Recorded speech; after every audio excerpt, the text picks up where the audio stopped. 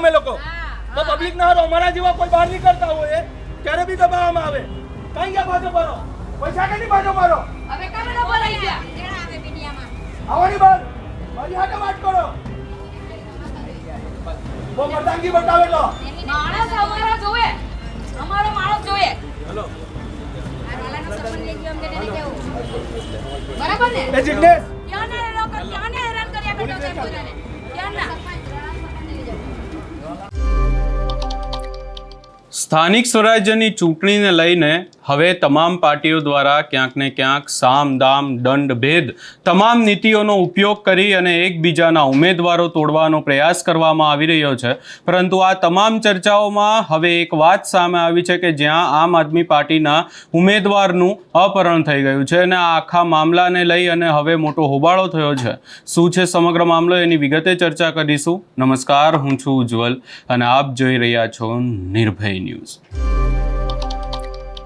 સ્થાનિક સ્વરાજ્યની ચૂંટણીને લઈને હવે માહોલ ગરમાઈ ગયો છે અને તમામ પાર્ટીઓ દ્વારા પ્રયાસો કરવામાં આવી રહ્યા છે કે ઉમેદવારો બીજી પાર્ટીમાંથી તોડવામાં આવે, પોતાની પાર્ટીમાં જોડવામાં આવે. પરંતુ વલસાડમાંથી હવે એક મોટી બબાલ સામે આવી છે. વલસાડમાં મામલતદાર કચેરી ઉપર આખો હાઈ વોલ્ટેજ ડ્રામા થયો છે. આમ આદમી પાર્ટીના કાર્યકર્તાઓ ત્યાં પહોંચી ગયા હતા. મામલો કંઈક એવો છે કે વાસણ સીટના તાલુકા પંચાયતના ઉમેદવારનું અપહરણ થયું હોય એવા આક્ષેપ આમ આદમી પાર્ટી દ્વારા લગાવવામાં આવી રહ્યા છે અને મામલતદાર કચેરી પર આમ આદમી પાર્ટીના કાર્યકર્તાઓએ પહોંચી અને આખી બાબતને લઈ અને ક્યાંક ને ક્યાંક રજૂઆત કરી હતી. રજૂઆત કરવા પહોંચ્યા ને ત્યાં ભાજપના કાર્યકર્તાઓ પણ હતા એવી વાત કહેવામાં આવી રહી છે અને ત્યારબાદ હોબાળો પણ થયો હતો. વાત કંઈક એવી છે કે આ આખી બાબત જ્યારે સામે આવી તો હવે આમ આદમી પાર્ટીના જે કાર્યકર્તાઓ છે અને ખાસ કરીને આમ આદમી પાર્ટી પોલીસ ફરિયાદ કરવાની પણ તજવીજ હાથ ધરી છે. વધુમાં સમગ્ર બાબતને લઈ અને જે દ્રશ્યો સામે આવ્યા અને ત્યાંના જે આમ આદમી પાર્ટીના જે તાલુકા પ્રમુખ છે અને કાર્યકર્તાઓ શું કહી રહ્યા છે એ પણ સાંભળી લઈએ.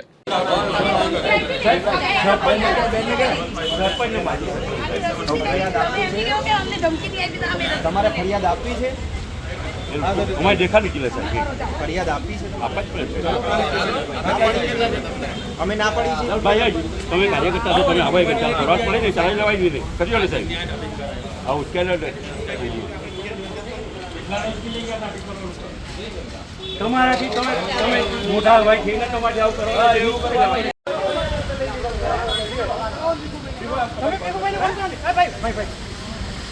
ના ના બરોબર છે. ઉતાર ભાઈ ઉતાર. એટલે ક્યાં ધમકી આપ્યા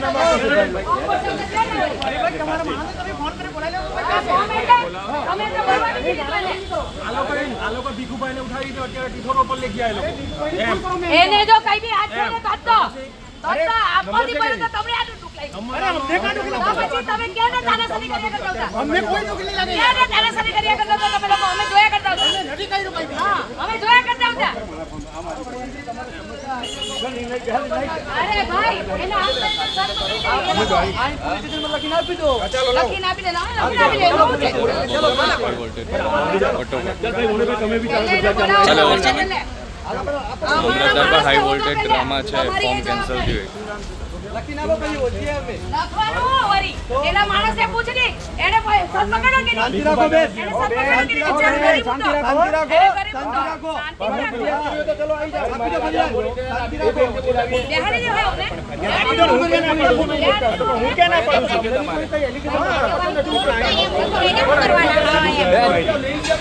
હરીનભાઈ તમે મારા નહીં તમે મારાની બાજુમાં રહીને બેહેલા હું આમાંથી તમે શું માણસ છે તમે?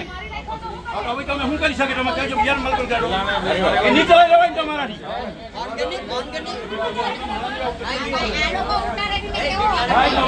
બોલો તમે લોકો તો પબ્લિક ના હારો અમારા જેવા કોઈ બહાર નીકળતા હોય ત્યારે બી દબાવવામાં આવે.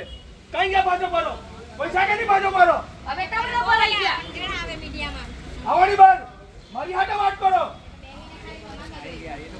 બહુ મર્દાંગી બતાવે તો માણસ અમારો માણસ જોઈએ. હેલો આ વાલાનો સંબંધ લઈ ગયો અમને તેને કેવું બરાબર ને એ જિગ્નેશ ક્યાં ને લોકો ક્યાં ને હેરાન કર્યા કરતો છે પોતાને ક્યાં ના.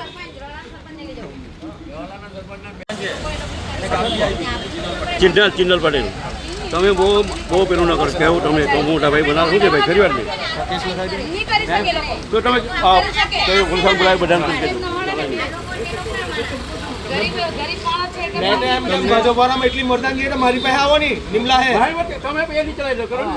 તમારા બધામાં મર્દાંગી એટલે નિમેશ સોલંકી હે આવો ને નિમેશ સોલંકીને ઉચકી બતાવો સાલા નમા લાવો એનું ફોર્મ સબમિટ ભાજપના કરવા પટ્ટા પહેરી લીધા એટલે હું ડોન બની ગયા તમે લોકો હું કોઈ ગરીબના દીકરાને તમારે ઉચકી લેવાનો પ્રજાનું કોઈ સારું કામ કરવાનું ઈચ્છા છે તમારે લોકો ઉચકી લઈ જવાનું ને એવું ચોરના પેટના કઈ ગયા ભાજપ વાળા બધા આવો ને અત્યારે લડતા હતા તમે લોકો ને બહુ ટાકા ડેટ આવો નિમલા હે હું કહેવા માંગે કે એફઆઈઆર કરાવો તમારી અધ્યક્ષતામાં ઉચકી નહીં કરતા હોય તો બી તમારથી નથી બોલાતું અમે ઉમેદવાર છે એટલે એમ નહીં કે તમે એફઆઈઆર લખાવો અમે કોઈ અત્યારે થોડો વાર પહેલા મામલતદાર પોતે એમ કે આમ આદમી પાર્ટીનું મેન્ડેટ નહીં મળે એમ કે તો તું હું કરતા હું ભાજપનો કેસ પહેને બેહેલો હું અંદર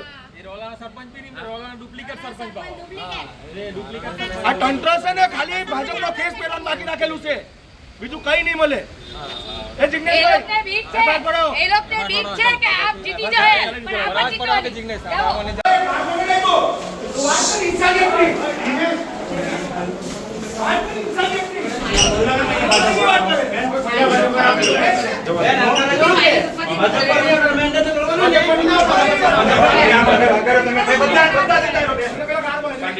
તમારે ભાઈ હું તમને કહું છું ને તમારે ફરિયાદ કરવી તો પોલીસ સ્ટેશન આવો પોલીસ સ્ટેશન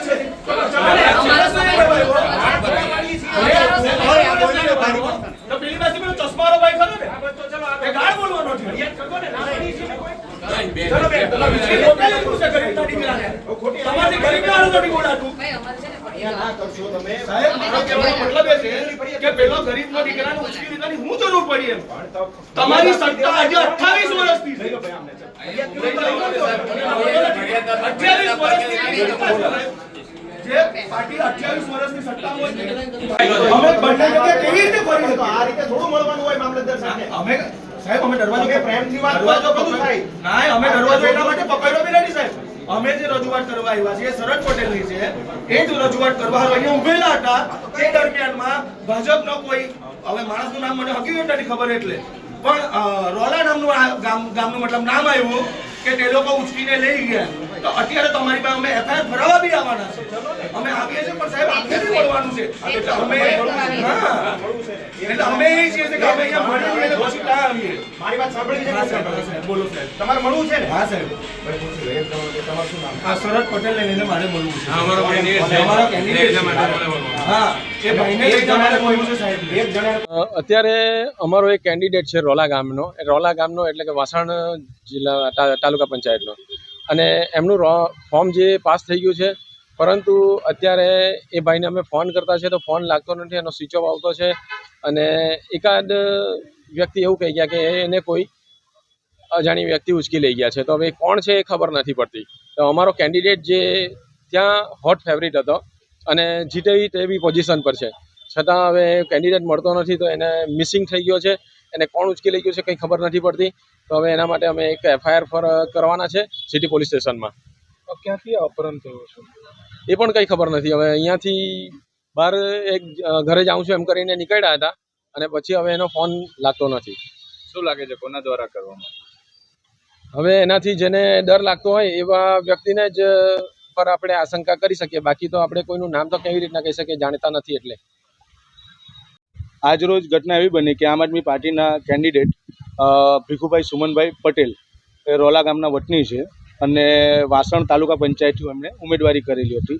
આજે ફોર્મ ચકાસણી માટે અમે બધા સાથે ભેગા થયા હતા અને અન્ય બીજા પક્ષના પણ સાથે અહીંયા હતા જ.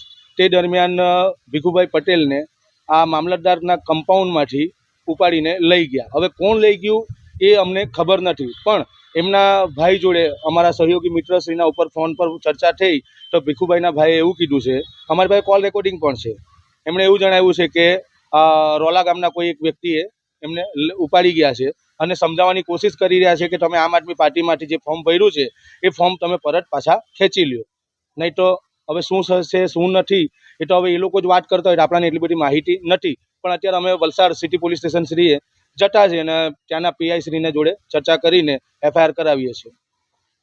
આ આખો કિસ્સો તો સામે આવ્યો, પરંતુ આ આખી બાબતને લઈને જે પોલીસને ફરિયાદ આપવાની પણ તજવીજ હાથ ધરવામાં આવી હોય કે કોઈ પણ બાબત હોય, પરંતુ હાલ અનેક આક્ષેપો લગાવવામાં આવી રહ્યા છે ભાજપ ઉપર કે ભાજપ ક્યાંક ને ક્યાંક એવો પ્રયાસ કરી રહી છે કે તમામ સીટો પરથી જે ઉમેદવારો છે કોઈ જગ્યાએથી ઉમેદવારો તોડી પાડવામાં આવે, કોઈ જગ્યાએ ઉમેદવારોને લાલચ આપવામાં આવી રહી છે. કોંગ્રેસ દ્વારા પણ એવા આક્ષેપ લગાવવામાં આવ્યા છે કે ભાજપના જે નેતાઓ છે એ ઉમેદવારોને ડરાવવા ધમકાવવાનો પ્રયાસ કરી રહ્યા છે, પોલીસનો ઉપયોગ કરવામાં આવી રહ્યો છે.